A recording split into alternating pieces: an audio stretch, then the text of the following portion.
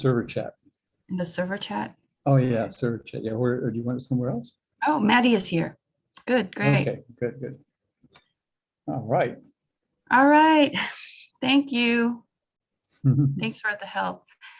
Okay. Okay, our pleasure. Okay. That's what we do. Okay, thank you. So I'm going to start with this topic on analysis of Minecraft activities for language learning. But basically, I told Vance it's a collage of the different types of activities we do for Minecraft MOOC, Evo Minecraft MOOC.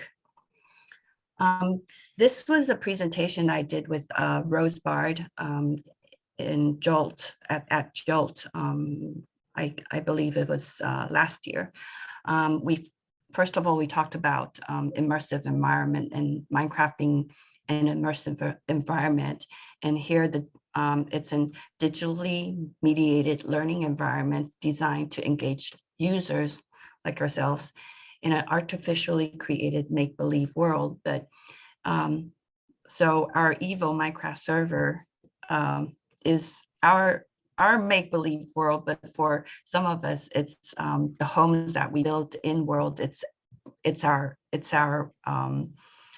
go-to place.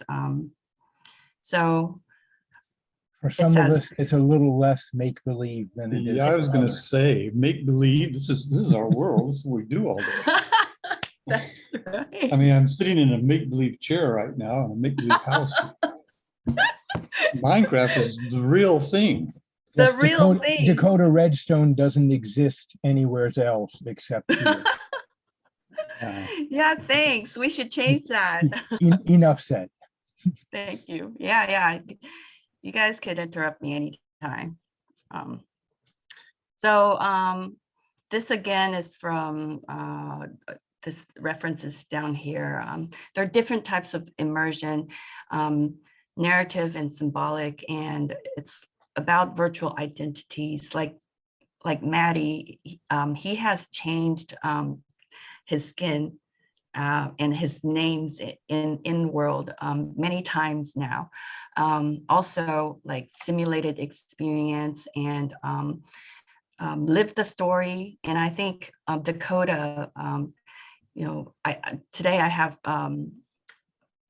pictures of way back what Dakota did with just created the creeper love hug the creeper story, and we lived the story. And so it's about narrative, and Dakota mentioned about storytelling being the soul of language for not just for language learning purposes, but it's So I think for science. education and learning in general. Yeah.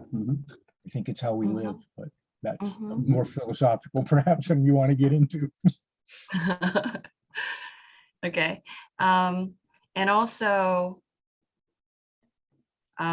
there's the sensory form of immersion. We are emotionally connected to our Evo server. Like the contents, whenever there's there's an update in the contents, the creations that are lost, we mourn about it. Like we're emotionally connected to the things that we build in our world, and we're invested. Belief is a powerful thing. Yep. And we feel as we are part of the virtual world, but yeah, for us it's a real world. Okay. And also it's a dynamic space. It promotes interaction and active participation. And finally, there's psychological form of immersion. There's this embedded knowledge and skills within the world, within Minecraft, and that we could learn from. So this is the language triptych for learning that I borrowed the concept, of the language triptych in CLIL, created by Coyle. And I analyzed the language of gaming, which is the Minecraft flocks and items, or the activities that we do in Minecraft, and language for gaming, which is the interaction with players. And because of this language of gaming and the language for gaming, the interaction with players, we actually learn through interaction and the language through gaming. So we're immersed in this immersive environment. And because of the things that we do inside Minecraft, we're actually acquire the language by interacting with players. And I think there's a perfect example. If you back up one slide. Mhm. This one? The icons that you used for your bullet points Oh, are key points. these are created by Rose, by the way. Okay, the icons that she used, the Mhm. boundaries are blurred between the real and the unreal. The things that we learn there translate out into the real world, whether we do that intentionally or not. Mhm. Things that are supposed to be important in the game are reinforced subliminally by the programmers so that gamers get it, because that's how the system works.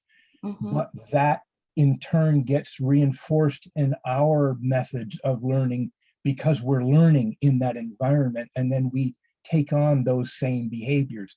And these subtle patterns of reinforcement, these items are key.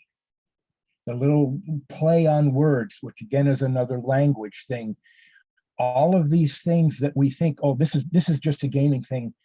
No, it's not. They're gaming things because they're human brain learning cognitive things, which we have then chosen to build into our games because they work. It's not Yep. like someone discovered that this stuff works because it worked for games. These things work in games because they work in human cognitive systems. People think this is all new. So I just wanted to point out that all the things that you're talking about, the very way that you're talking about them proves your point in a subtle way, and that in a way reflects the way that, quote, learning through gaming works. Sorry to interrupt, but I just didn't want people to miss anytime. that meta I there, really like because this to that's what be the whole thing is about. No, I Go really ahead. like this to be conversational instead of me talking. So you guys can interrupt me anytime. Thank Like you. I say, there's more going on than meets the eye here. Even in the presentation itself is a game. And I wanted people to see that, just in case it wasn't obvious. Thanks. And so last year, Rose and I did a project teaching in-service teachers Minecraft and and create lessons for English learning. And we talked about TPAC, technological knowledge being our knowledge of the Minecraft mechanisms. The content knowledge would be the content inside Minecraft, or the blocks or items or things that we can do. The pedagogical knowledge would be the language teaching pedagogy, English language teaching pedagogy. And so,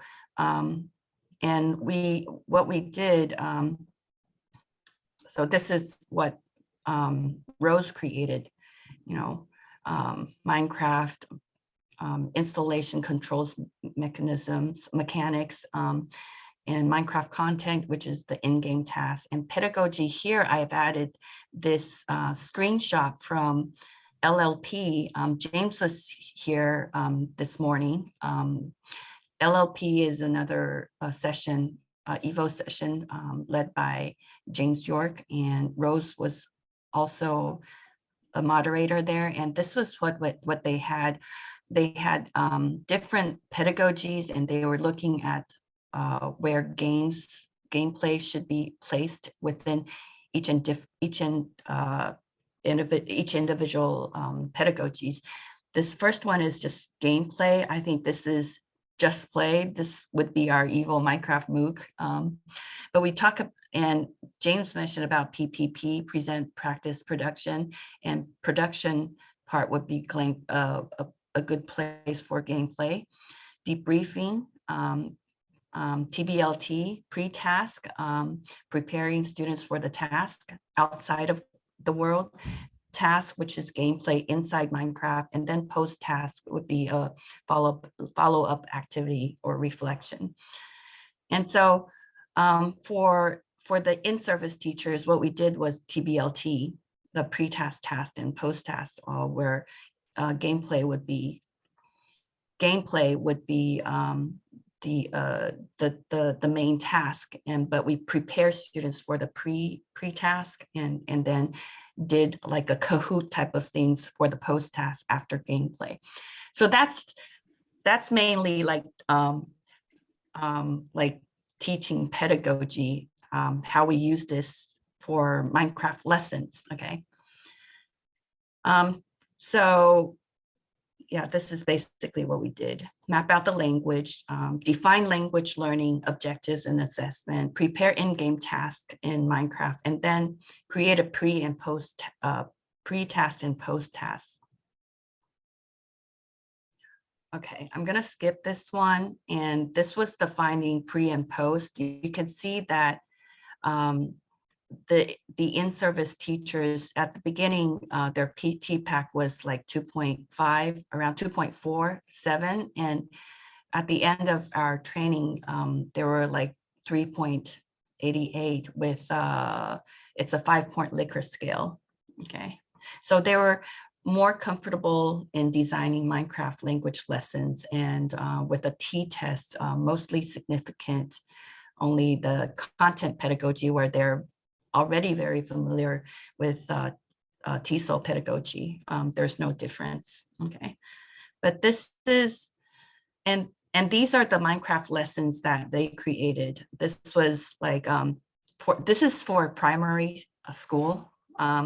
So what they did, this was in Minecraft education version, and what they did, this was part of the textbook. They need to learn the living room, the bathroom, the bedroom, and so they created, and you know, need to talk. The learners need to talk to the NPCs and you know, asking where's Lucy? She's in the living room. Go find the Lucy in the living room. So things like that.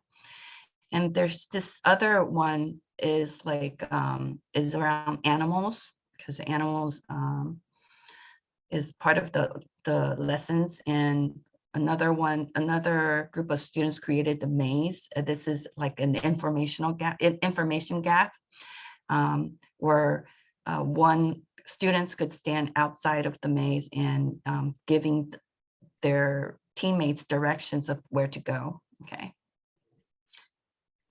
And we have recordings of the post-task using, I'm not sure if this is, I think this is not Kahoot, but this is a different app. Okay, but I'm going to skip that. And these are the pre and post tasks they created. This is Kahoot. They use Quizlet and Bamboozle. Okay, so I think this is what James was talking about this morning. So what sort of pedagogy are we using? Do we prepare students before we get them in world, and do we teach them afterwards and give them assessment afterwards? And so that's basically what we did. And this was created by one of the castle was created by one of the groups. Okay, and that's, you know, more teacher-centered, teacher preparation type of game. Okay, but I remember last year, this Best of Evo 2020, 2021, I shared like different player types. There are people who like to compete like Maddie, collaborate. Dakota likes to collaborate and guide us into building things. Express, I think Dakota is very expressive. Dakota likes to build, Maddie likes to build and create as well. We all like to create and build and explore. I remember Abu Fletcher likes to explore and take us out on onto the desert and to look for temples. And so this is more learner centered and like, you know, what our personal preferences are and what we do in world. So basically, Dakota, this was your build. Remember this? I found this photo. This was Hug the Creeper. Share the love, hug a creeper. And Dakota here was telling the story of creepers and how we should hug the creeper, and it was really fun, you know, experiencing the story that Dakota has created for us and the build, and listening to his narrative of the story. Also, social events. This is what we do in Evo Minecraft, is we celebrate birthdays. Dakota built this, I think this is a barbecue site, and I planted the flowers, Happy Birthday Rose. Also social events, fishing. We did a lot of fishing, and while we fish, we chat to our friends. Also, social event by Dakota Barbecue. This was in 2021. We did a barbecue. This is Maddie. Okay, and yeah, we celebrated this with fireworks. Maddie was holding this, and it would shoot off fireworks. Also, and then this adventure in the Nether that Dakota led us. This was way back.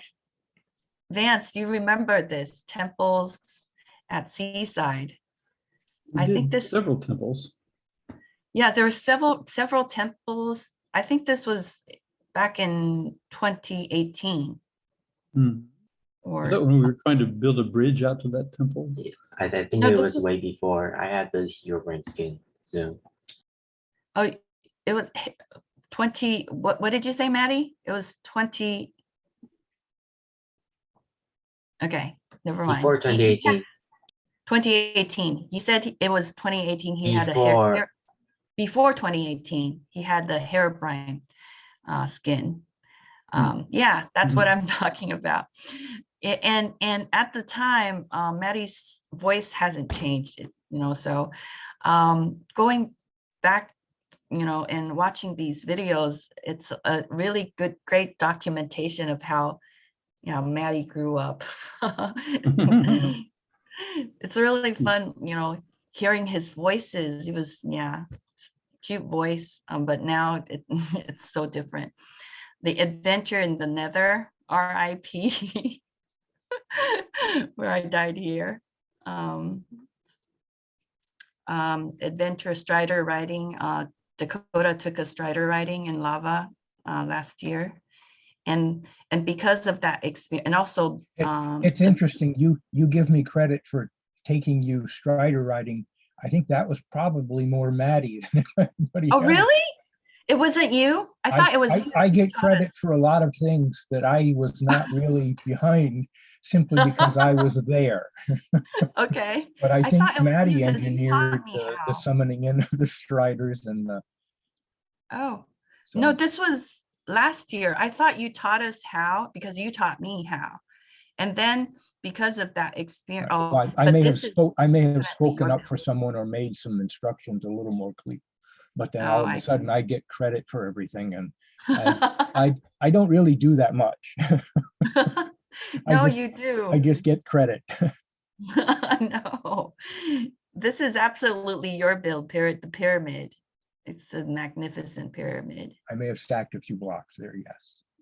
And this is Maddie's build, the Statue of Liberty. I took him to the Statue of Liberty when he was in 4th grade. And so he built this in world, I don't know, just a couple of weeks ago. Like I mentioned this morning, that one of my friends was asking why is it made of wood? And I told him it's not made of wood, it's made of copper. And he was asking, why isn't it green? And so, yeah, the story behind the Statue of Liberty. I believe and- the proper leech speak answer to that, when he asked, why is it made of wood? And you should have said, well, it's made of copper. And he says, why is it made of copper? The proper response is because history. Because it's green? Well, yeah, no, the proper way of phrasing the response is because history. That's Because the new way of, history. that's the new way of speaking. Because We're all relearning English now. I think it was back in 1880, was it 1886? I forgot the year when this was sent as a gift from France. Okay, so Strider writing this year in the overworld, I thought so this is what Maddie created. And remember earlier, James was mentioning how language, how can we teach the language? And this is what Maddie wrote. Hey there, man, wanna get a ride? Look, Maddie, you don't have proper writing conventions with capitalizing the beginning of the sentences and having periods in at the end of the sentence. I wonder where he would pick up terrible habits like that. Is that you? It didn't know. Introducing what is this? Critical He has freezing, these square brackets around rideable freezing blocks. rideable freezing blocks. Okay. Oh, okay. Yeah, you just take a warped fungus on stick and rent one. It's free. Just don't let them perish into white smoke, Maddie. Okay. And It's kind of a stream of consciousness style of writing. It's terribly bad form, and I just don't know where he would see someone doing that and emulate it. It's just like awful. everywhere on It's the just server. awful. Because history. Yeah, because Dakota. Okay. Oh, that was a repeat. So this was last year.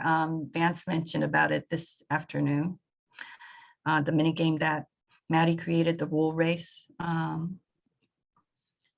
The year before last year, and celebrating mini games. This is when we were doing the presentation, Best of Evo, and Maddie was raining fireworks or fireballs from in the sky. This is the mini game that he created this year, and later we could join in the server and play this mini game. It only takes like 5 minutes.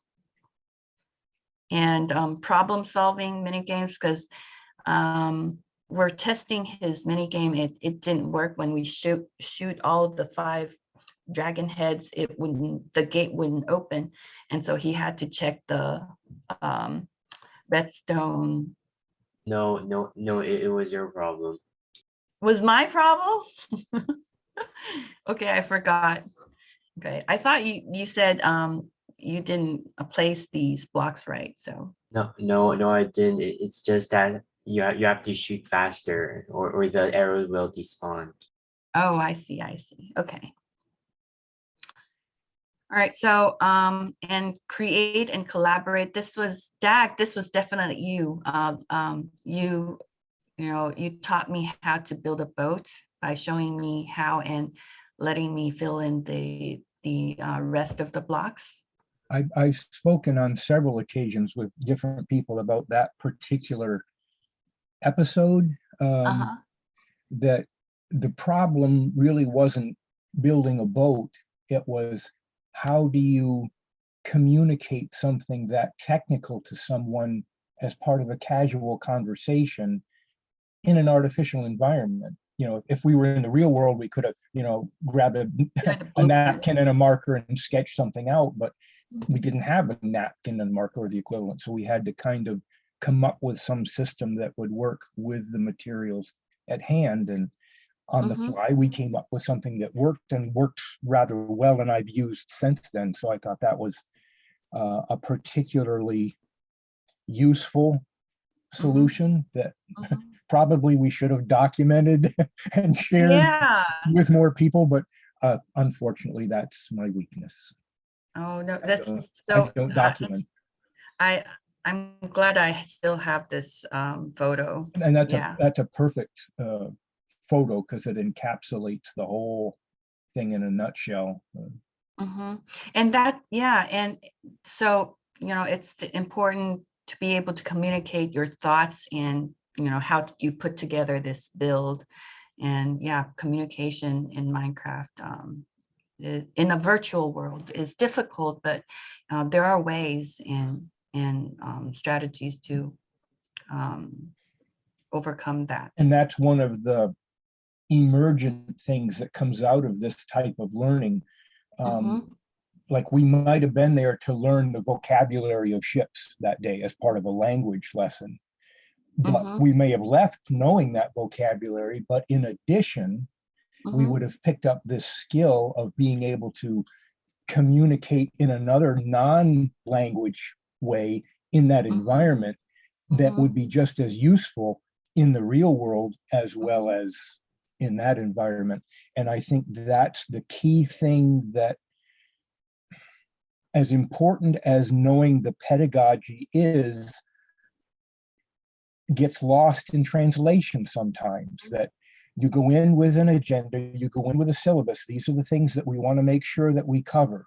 You know, we want to tick these things off the list, but we don't want to put on the blinders and miss out on all these other opportunities that arise because of where we are.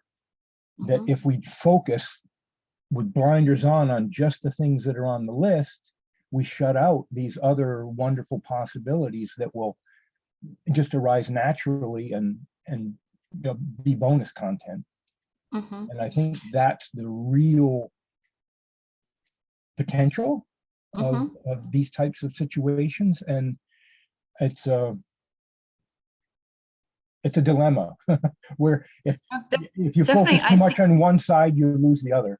I know. So definitely, I think we should focus on the knowledge and skills, and then the language. I think at least for Minecraft in world, we're here to learn something. We're here to learn how to build a boat, and by learning how to build the boat and communicating, we acquire the language. Yeah, so the focus would be more on how to build a boat and less on the language part. And I think the language portion, you know, would, I don't know. I think I hear what you're saying, and I think the language is getting in the way. Because it's play, the idea is you don't focus. You introduce the topic, we're going to build a boat. Yeah. Some of the things we might talk about, you know, are these words and that, and then you turn the learners loose and get out of the way. And I think that's the let play happen. I think some of the things that we are going to not talk about are these vocabulary. It's just some of the things that we need to build a boat are these different blocks. So instead of focusing on the vocabulary, we're focusing on the blocks. But by knowing the blocks, the different types of blocks that we're going to use, we are learning or acquiring the language. And the clever design of the environment requires the use of the vocabulary of the important, you know, how do we get around left and right? Well, you're facing this way, I'm facing that way. Left and right doesn't work. That's where the origin of port and starboard came from. Well, that's how they solved that problem. Well, make sure that when you create the the environment, you introduce that problem of Mhm. left and right, so that they have to solve that problem and they have to reinvent port and starboard. Oh yeah, that's why. And by that clever introduction of the problems into the environment, you let them rediscover it authentically. That's where the immersion, the emergent learning comes from. Mhm. And they remember it because it was that aha moment, rather than here's a list of words you have to memorize. And they That's memorize right. them long enough for the test. And we all know how well that works. I know. And Yeah. so like I say, it's a matter of balancing the two, and like I say, getting out of the way and letting learning happen, which I Mhm. think is sometimes as educators, we're not used to, and we're kind of a little afraid of, because we're used to having the gun to the head that says you will perform to this specification or else. And that's not necessarily the best way to learn. You Mhm. know, performing to specifications is Mhm. probably not the best way to learn. Mhm. Playing is, I would argue, is the best way to learn, because it's how we're wired at the Yep. neurological and physical. But again, I'm getting up on my soapbox. No, I'll step down. no, that's great. So this is what I've been brainstorming about. There's just these 4 different dimensions with the blue arrow, meaning Minecraft skills. It's either high or low skills. Language competence would be low on the left end and high competence on the right end. And so, Maddie, sorry, when you were 4 years old, you were like here, right here, for because we speak Mandarin. And so for English is a foreign language to both of us. So at the age of 4, when he started playing Minecraft, he was at this end, low language competence, and then gradually, and his Minecraft skills started out low, right? But then as year goes by, participating in Evil Minecraft MOOC, his Minecraft skills, he became an expert in Minecraft, and also gradually his language competence is going that way. So from this dimension, this part to this area where his Minecraft skills is high, and and his language competence is more advanced. For me, Maddie, where do you think I stand? I think I'm still here, right here, low Minecraft skills low. And these are the different types of in-game activities that we were talking about. For adventures, like out into temple, or not temple, but to find a temple in a desert, or I just need to follow Dakota and Vance and Bobby, so but to build a game or narrate a story, like Hug the Creeper, and create a build like that, it requires high Minecraft skills and high language competency. Okay, so we're hoping that our learners could go from the left part, bottom left, to the upper right corner. Okay, does that make sense? Yeah, to put it in like a gaming metaphor, it's a map, and every learner is going to follow a different route through that map. And we're hoping to lead them all towards the upper right-hand corner, but each one's going to follow a different path. And at any particular location on the map, there would be a different activity that would be based on what the resources are available to them personally and where they're trying to get to. The challenge would be to move in the direction that you're trying to head towards. So yeah, it makes perfect sense. It's a perfect metaphor. Thank you.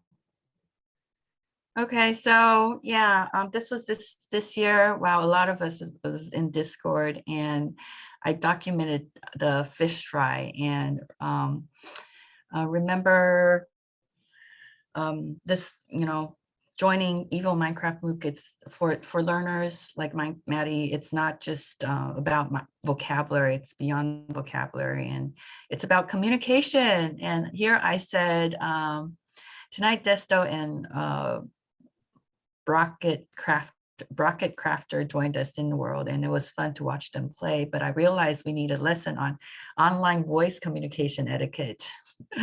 And I said, tomorrow when Vance uploads our video, we'll see why. And this is what Vance has sent us in the email. The real issue was promoting the unidentifiable to speaking status in Discord.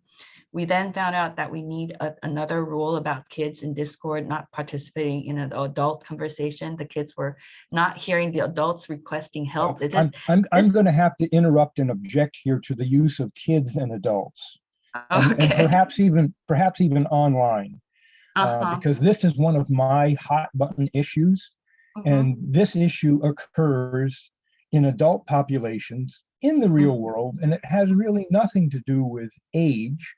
It just has to do with different people's sensitivities to what's going on in the current communication environment. I noticed that.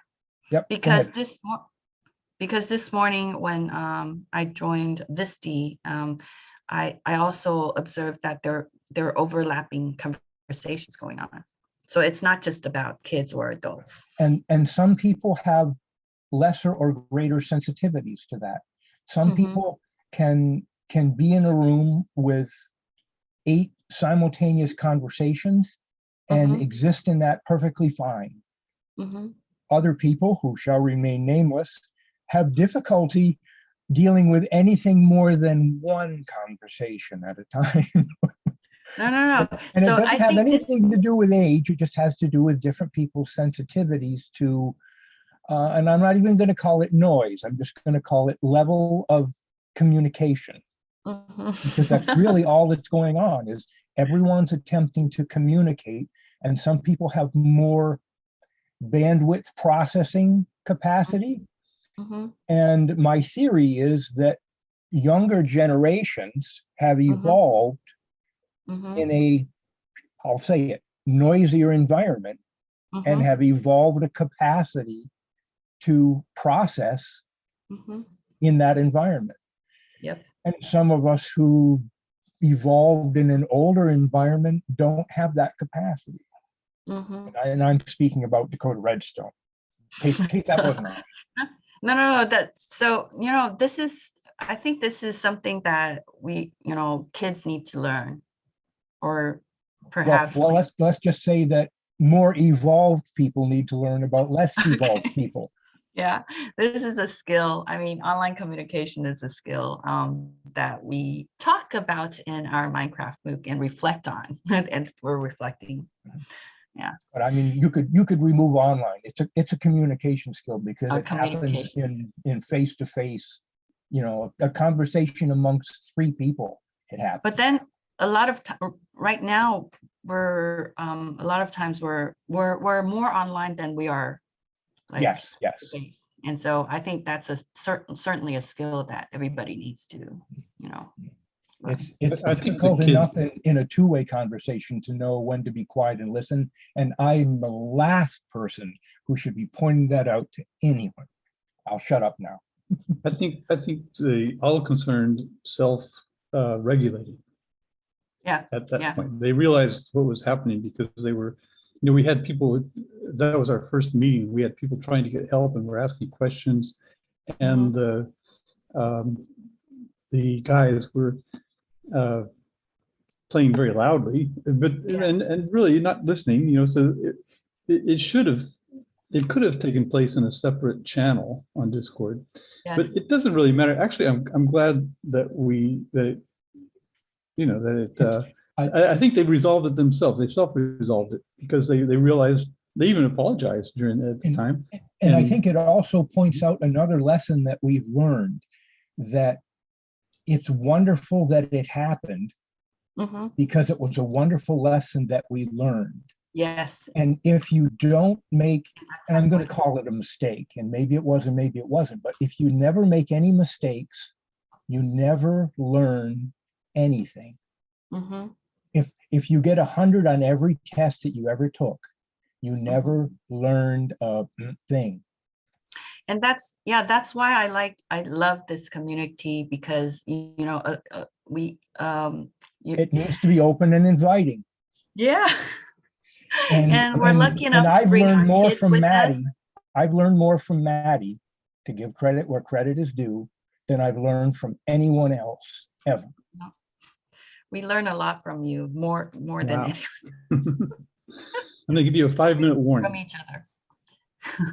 because we have one more presentation tonight. Okay. So I don't think the answer is to always shut up and say nothing, and I don't think the answer is to never make mistakes.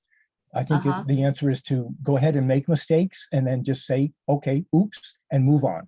So now I'll say, oops, I'm talking too much, and we'll move on. No problem. No, We need not another talking. rule about that. Just kidding. No. So yeah, my focus, I think I've been reflecting what to focus on. And I've read a paper on 21st century skills in Minecraft.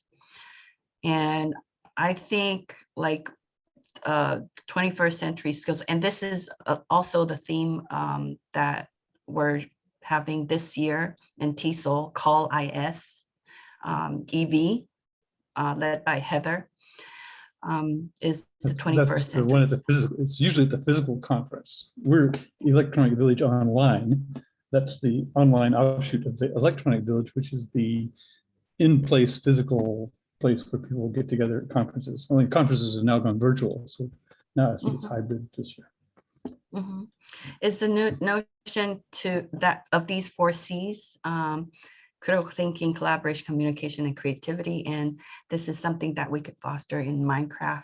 So I think language can be acquired if these 4 C's are our main goals, or Attended to. Yep. And I think that's it. Thank you. I can't believe we don't have time to go in world. Yeah. Yep. Well, maybe someone else. Walton is on next. He's in the room right now. So who else have we got? Robert. Robert is still here. Robert has been attending several presentations today. Oh, thank you, Walton and Robert. I thought we would have time to go over Maddie's mini game. Of course, we've got it's on the videos. It's in our video collection, and you guys did a great job twitching it. Yeah. Yeah. So yeah, Maddie twitched it. Okay, thank you. If you have any questions, that's my presentation. Yeah, thank you. It was interesting. Yeah. I've just been sitting quietly and listening and learning. Yeah, very well done. Thank you. Thank you. Thanks, Dak. Yeah. You're welcome. Thank you. That was wonderful. Thank you, Vance. and everyone who's given presentations. It's been really great. It's been a interesting conference. We didn't really have high expectations, which is the way to relax during a conference. So everything worked up to expectations and exceeded, I suppose. And then sit back and get blown away. Yeah, and we've got this one more. Walton is going to talk to us, I suppose, from his publisher's perspective. And well, I don't know. I'll tell you. I'll let Walton go on. We have to say we're going to another Zoom room, so we just have to can the recording here, and then it takes about 10 minutes to get into the other Zoom room. Well, thank you. Thanks, muted, Maddie, Bobby. for being here. Thanks, everybody, for being here. Okay, I'm going to stop the recording now, everyone. Okay, thank you, everybody. I'll stop the stream.